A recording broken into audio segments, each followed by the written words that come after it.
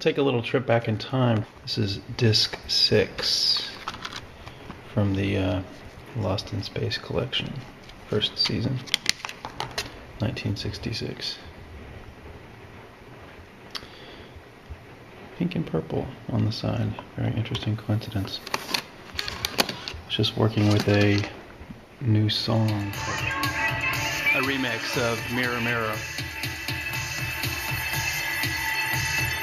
And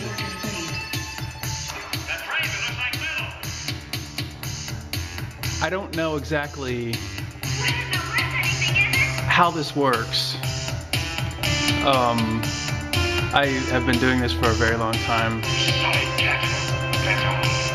This is the first disc I pulled.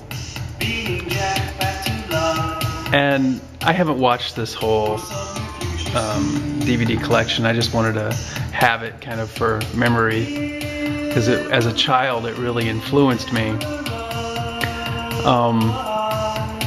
This song is not about this episode, but it is about something that Lost in Space resonates with very deeply. And I don't know, like I said, how this works. The episode that I pulled up first immediately on the pink and purple DVD is episode 21. And when I was a child, I didn't understand this.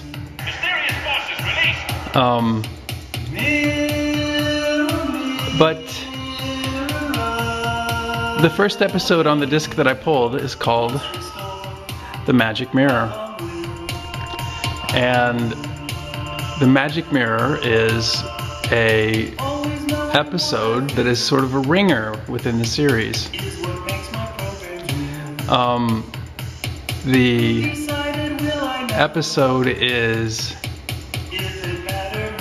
about this mirror that they find that has these cows on it. And the cows, last week, as you recall, a terrifying cosmic storm threatened our space family. A storm whose strange and incredible power was soon to force open a mysterious door to another world. and it's about multiple dimensions. Take a look at this cosmic radiation gauge. That's wild. Well, does that mean we're going to have a cosmic storm? And fast. You better get the kids together. Here comes Judy now. And so they're treating this issue, and the really interesting thing is what happens when the cosmic radiation hits the mirror. They were proposing that 1997 would be like this, that they would have these spaceships that could travel to other planets. Penny finds this mirror with these cows on it, and when the cosmic storm hits, they get under the mirror, and the cow's eyes, as the cosmic radiation comes down, the cow's eyes light up.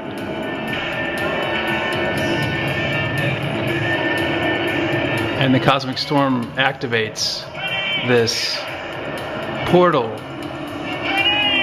into another dimension that Penny and Dr. Smith go through. The world that they find themselves in is very, very interesting in the way that they perform the metaphors. And I was just going to get a sample of the beginning of the series, the little doot doot doot doot doot doot sound that is at the beginning of the series. I thought I would do a nod to Lost in Space. This is after Penny goes through the mirror. I thought I would do a nod to one of the things that the Mirror Mirror song alludes to in Lost in Space. But here we have the Egyptian Hathor references. And there's a one-eyed monster in this other dimension. And the one-eyed monster is sort of the reflection of this other character that Penny encounters, who is very fond of Penny. And as a child, this completely escaped me. And this is Michael J. Pollard, who, has become a very prolific actor, still very active. And I was just blown away to find this jewel hidden in time, arguably not hidden at all, but sort of planted. So this is a very interesting find, and so I did a couple samples from the episode, and I don't know if I'll release this version of Mirror Mirror. That's the part I was going for originally, and I couldn't believe the coincidence, one of these cosmic coincidences.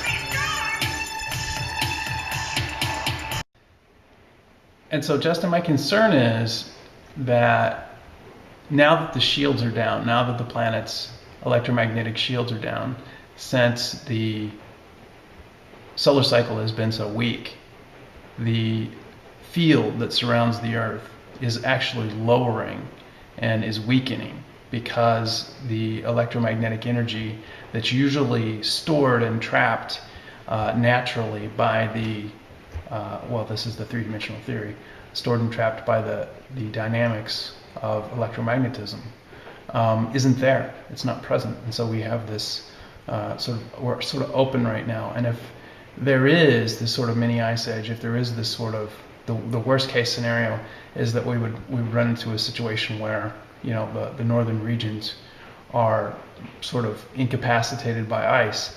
And then if there was a large electromagnetic event, if there was either a cosmic event or an event that was the solar sourced event, that it would take out the electromagnetic infrastructure, and we wouldn't really have an opportunity to, at least in the northern regions, repair it within a decent amount of time, because potentially it would be incapacitated with ice. That's one very nasty scenario.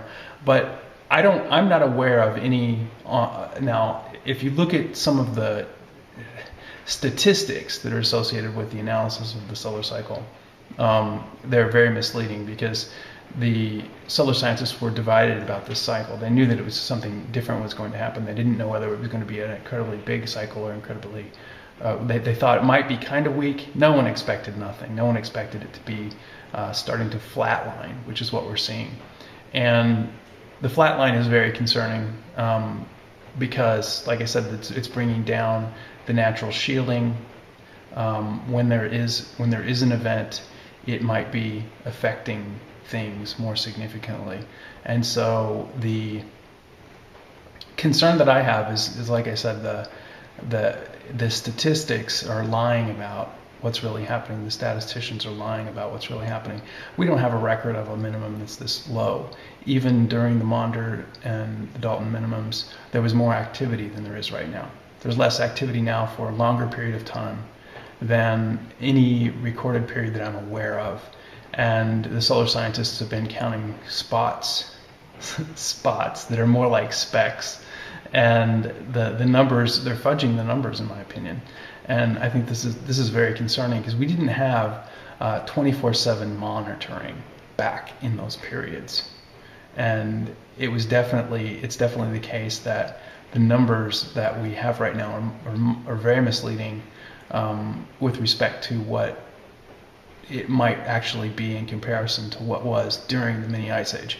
And so, if you could imagine what would happen, if the sun suddenly stopped producing energy. I mean, that's just, of course it's unprecedented, right? But we don't really understand what it is. Clearly, I don't think we understand what it is. And if we went for a very long period of time with a significantly decreased amount of solar energy, the planet would freeze, and it wouldn't happen slowly. It wouldn't be something that happens slowly. It would happen rather quickly, and that's why everyone has been so interested in the sun throughout the ages. And so thanks for being interested, and Try to keep warm up there in Canada this year. Take care. While I was putting this video together, the power went out at the mall.